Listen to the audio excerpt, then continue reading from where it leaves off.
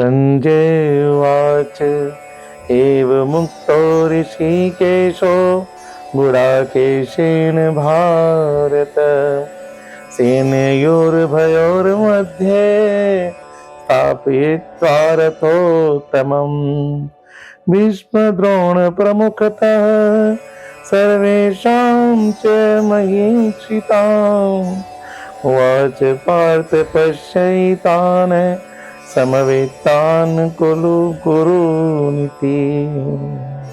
अब यहाँ पर संजय कह रहे हैं, श्री कृष्ण ने जब गुडाकेश विचार भारत सुन लिया, दोनों दलों के बीच में जाकर खड़ा रथ को किया। गुडाकेश यहाँ पर श्री कृष्ण ने जैसे ही अर्जुन की बात को सुनी और उन्होंने रथ को दोनों सेनाओं के बीच में लाकर खड़ा कर दिया।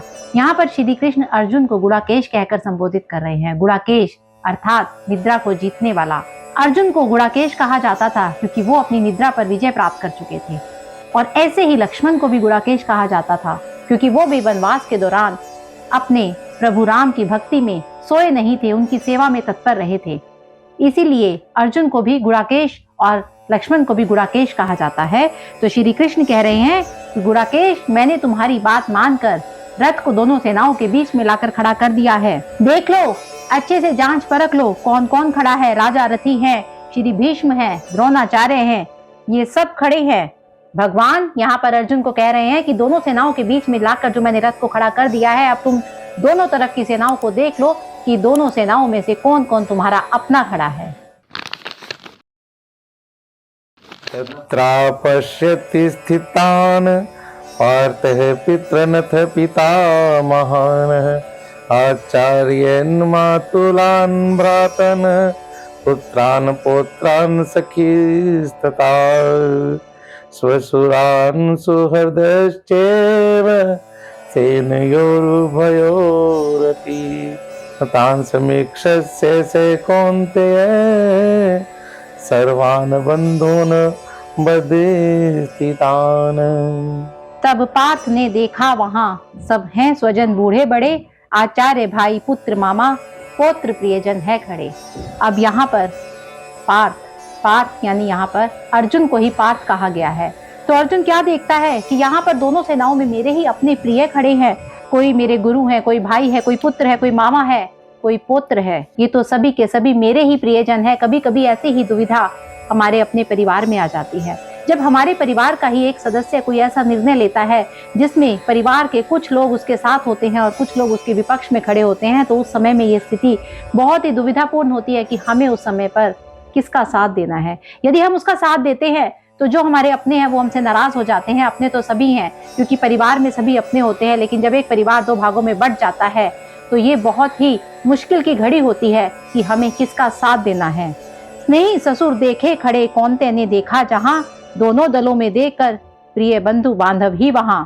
तो यहाँ पर अर्जुन देख रहा है कि दोनों तरफ तो मेरे अपने ही खड़े हैं। जहां तक मेरी नजर जा रही है वहां पर मुझे केवल और केवल अपने बंधु बांधव ही दिखाई दे रहे हैं।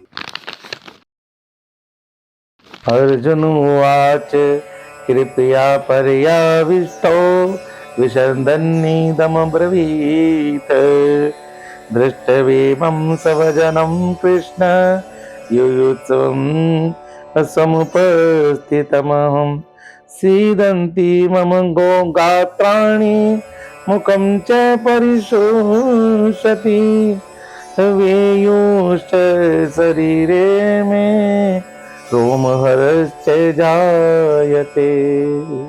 अब यहाँ पर अर्जुन कह रहे हैं कि अपने करीबी जो मेरे सामने खड़े हैं उनको सामने देखकर मुझे बिल्कुल भी अच्छा नहीं लग रहा, मुझे घबराहट शुरू हो रही है। यहाँ से अर्जुन के मन में विषाद शुरू हो जाता है और यहीं से शुरू होती है अर्जुन के लिए गीता का उपदेश। यहाँ से श्री कृष्ण शुरू करेंगे कि अर्जुन के मन में जो विषाद योग उत्पन्न हो रहा है उसको कैसे हटाना है, उस दुख को, उस उदासी को कैसे हटाना है। तो अर्जुन कह रहा है कि बहुत ही करुणा से युक्त होकर शोक करते हुए श्री कृष्ण से कहते हैं कि मैं कैसे युद्ध कर पाऊंगा, अपनों को देखकर मैं अपनों के खिलाफ कैसे शस्त्र उठा पाऊंगा। उनको देखकर मेरे सारे अंग शिथिल हो रहे हैं, मुझे कंपकपाहट हो रही है। ऐसा ही कभी कभी आपके साथ होता है जब आप अपना एग्जाम देने के लिए जाते हो, क्वेश्चन पेपर को देखकर कभी कभी आप भी कांपने लगते हो, हड़बड़ाहट होने लगती है, आपको समझ में नहीं आता कि आपको क्या करना है। आप जब इंटरव्यू देने के लिए जाते हो तो आपसे जो क्वेश्चंस पूछे जाते हैं उन क्वेश्चन से आप पहले ही घबराने लगते हो और आपकी जुबान फिसलने लगती है। ठीक वैसी ही स्थिति यहाँ पर अर्जुन के साथ हो रही है। जब उसके अपने ही युद्ध में उसके सामने खड़े हैं तो वो श्री कृष्ण को कह रहे हैं कि मेरा अंग अंग कांप रहा है, अब मुझसे गांडीव नहीं उठाया जाएगा, मैं अपनों के खिलाफ युद्ध नहीं कर पाऊंगा। गाण्डीवं संत्रंसते हस्तात् कचेव परिदते नेचे शक्नोम्यवस्थान्तुं भ्रमतीव च मे मनः। कभी कभी हमारे साथ ऐसी स्थिति आ जाती है जैसी आज अर्जुन के साथ बनी हुई है। हमें भी लगता है कि ये कार्य हमसे नहीं हो पाएगा। ऐसा ही अर्जुन को लग रहा है युद्ध भूमि में खड़े होकर कि वह युद्ध नहीं कर पाएगा। अर्जुन के हाथ से उनका गांडीव गिर रहा है, त्वचा बहुत जल रही है, मन बहुत भ्रमित हो रहा है, लेकिन खड़े होने में वो अपने आप को असमर्थ महसूस कर रहे हैं। यहाँ पर उनके पास श्री कृष्ण हैं और वो ये सारी की सारी व्यथा श्री कृष्ण से कह रहे हैं। निमितानि च पश्यामि विपरीतानि केशव न च श्रेयो अनुपश्यामि हत्वा स्वजनमाहवे। विश्व का सबसे बड़ा योद्धा अर्जुन आज हताश है। युद्ध से पहले अगर यदि आप अपने आप को कांपता हुआ पाते हैं और देखते हैं कि डर से मुंह सूख रहा है, घबराहट हो रही है, तो निश्चित ही लगता है कि हारने वाले हैं और ऐसा लगता है कि सब कुछ यहाँ पर खत्म होने वाला है। चारों तरफ हमें अंधकार सा महसूस होने लगता है। वैसा ही अर्जुन को लग रहा है। अर्जुन की मन स्थिति ऐसी ही बनी हुई है। उसे लग रहा है कि वो कुछ नहीं कर पाएगा और ऐसे समय पर जरूरत होती है एक मार्गदर्शक की। जरूरत होती है कि कोई आकर हमें गाइड करे, कोई हमें आकर सही राह दिखाए, कोई आकर हमें यह बताए कि सही क्या है और गलत क्या है, हमें ऐसी स्थिति में क्या करना चाहिए। तो यहाँ पर अर्जुन जिसके पास श्री कृष्ण है, वो श्री कृष्ण को कहते हैं कि हे केशव, मुझे सभी विपरीत लक्षण दिखाई दे रहे हैं। युद्ध में सर्वजन समुदाय को मारकर कल्याण नहीं दिखता और अपनों को मारकर मुझे क्या फायदा होगा।